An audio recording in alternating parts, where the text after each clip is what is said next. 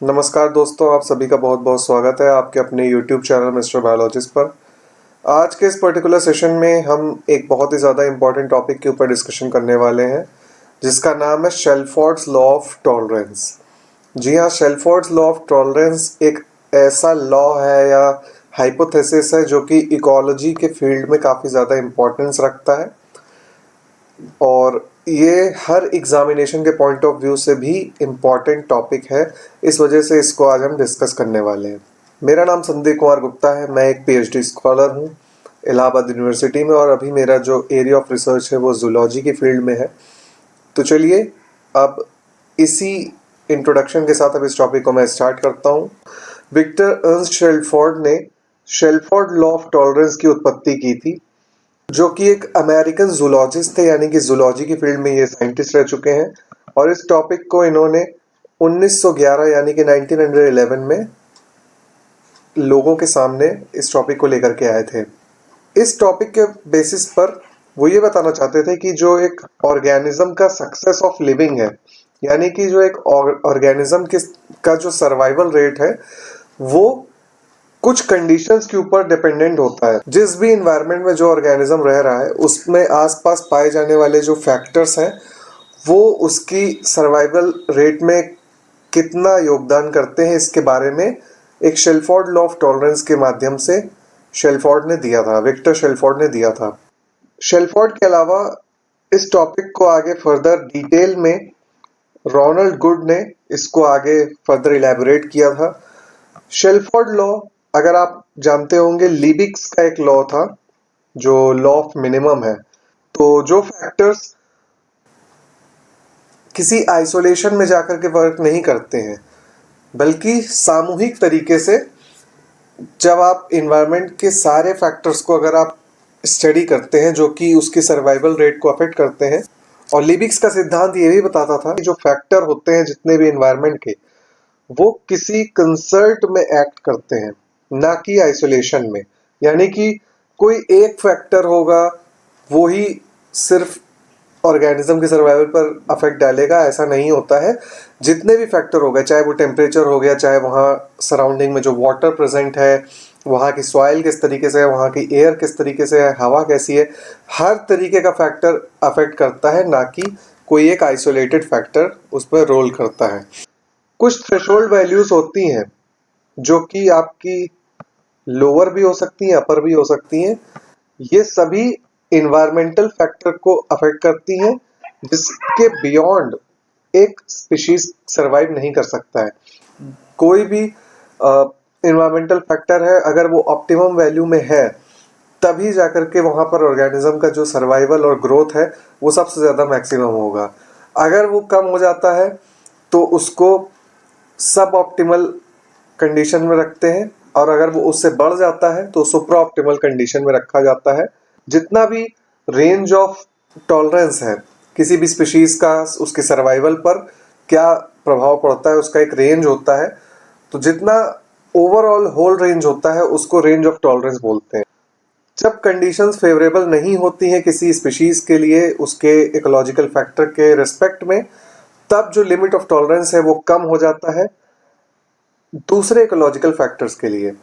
जैसा कि एग्जांपल के तौर पे अगर हम लें तो सॉइल की अगर नाइट्रोजन की मात्रा अगर बहुत कम है, लिमिटिंग है, तब वहां पर जो ग्रास का जो ड्रॉट यानी कि सूखापन होता है उसको झेलने की जो क्षमता होती है वो काफी ज्यादा कम हो जाती है, उसका रेजिस्टेंस काफी कम हो जाता है। गुड ने थ्योरी ऑफ टॉलरेंस को दोबारा से अच्छे तरीके से इलैबोरेट किया, जिसमें उन्होंने ये बताया कि हर एक स्पीशीज जो एग्जिस्ट कर रही है, जो रिप्रोड्यूस कर रही है सक्सेसफुली, वो एक अगर definite range of environmental condition में है, एक ऑप्टिमम रेंज में है, तभी वो अपनी जो एग्जिस्टेंस है और अपना जो आगे सर्वाइवल रेट है और उसके रिप्रोडक्शन रेट है वो काफ़ी ज़्यादा सक्सेसफुल होता है।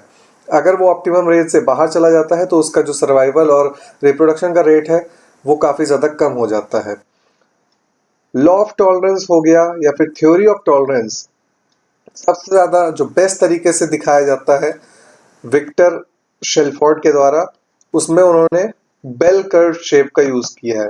जैसा कि आप अपनी स्क्रीन में एक डायग्राम देख पा रहे हैं, यहाँ पर जो विक्टर शेल्फोर्ड का जो टॉलरेंस का एक रेंज है वो बेल शेप्ड कर्व में आपको देखने को मिलता है। इन्वायरमेंटल फैक्टर एक ऑप्टिमम रेंज में होता है, तब वहां पर जो इंडिविजुअल का जो रेंज है वो काफी ज्यादा एबंडेंस में होता है, यानी कि काफी ज्यादा हाई होता है।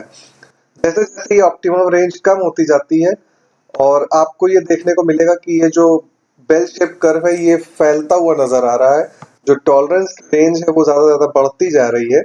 तो जब टॉलरेंस की रेंज बढ़ती जाती है तो वहां पर टॉलरेंस की स्थिति जो होती है वो काफी ज्यादा कम होती जाती है।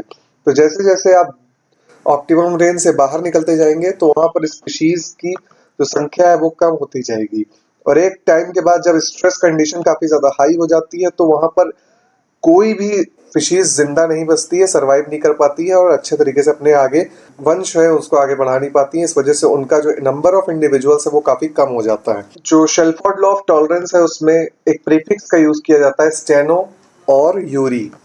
स्टेनो और यूरी बेसिकली दो तरीके के प्रीफिक्स हैं जिनका मतलब होता है नैरो और वाइड। स्टेनो का मतलब होता है नैरो और यूरी का मतलब होता है वाइड। कोई भी रेंज ऑफ टॉलरेंस है, अगर उसको कंपेयर करना है कि कितना लेवल ऑफ टॉलरेंस एक ऑर्गेनिज्म या स्पीशीज सरवाइव कर सकती है, तो यहाँ पर आप दो टर्म का यूज कर सकते हैं, स्टेनो यानी कि नैरो रेंज ऑफ टॉलरेंस और वाइड यानी कि यूरी यानी कि वाइड रेंज ऑफ टॉलरेंस। जैसे कि एक एग्जांपल के तौर पे स्टेनोथर्मल ऑर्गेनिजम्स वैसे ऑर्गेनिज्म होते हैं जो बहुत ही कम रेंज ऑफ टेम्परेचर को ही टॉलरेट कर पाते हैं, यानी कि अगर आप टेम्परेचर को काफी ज्यादा ड्रॉप या ज्यादा हाई कर देते हैं, अगर टेम्परेचर बहुत ज्यादा गिर जाता है या बढ़ जाता है तो ऐसी कंडीशन में ऑर्गेनिज्म जो स्टेनोथर्मल ऑर्गेनिज्म होते हैं वो सरवाइव नहीं कर पाते हैं।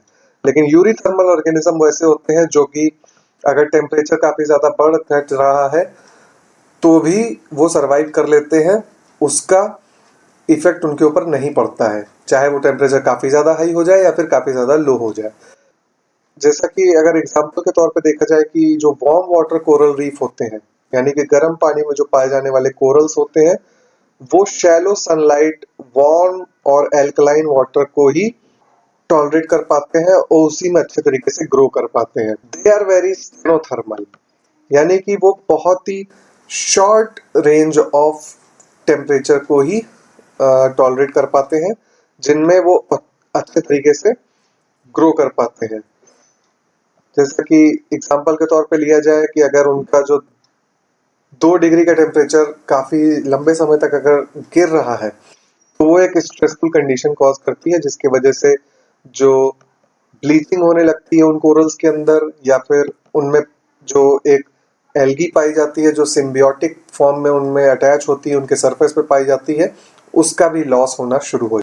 तो आपके साथ बस यही एक शेल्फोर्ड लॉ ऑफ टॉलरेंस, जो कि एक बहुत ही ज़्यादा इंपॉर्टेंट टॉपिक था सारे कॉम्पिटिटिव एग्जामिनेशन के पॉइंट ऑफ व्यू से, इस वजह से मैंने इस टॉपिक को डिस्कस किया। आई होप कि वीडियो काफ़ी ज़्यादा पसंद आई होगी।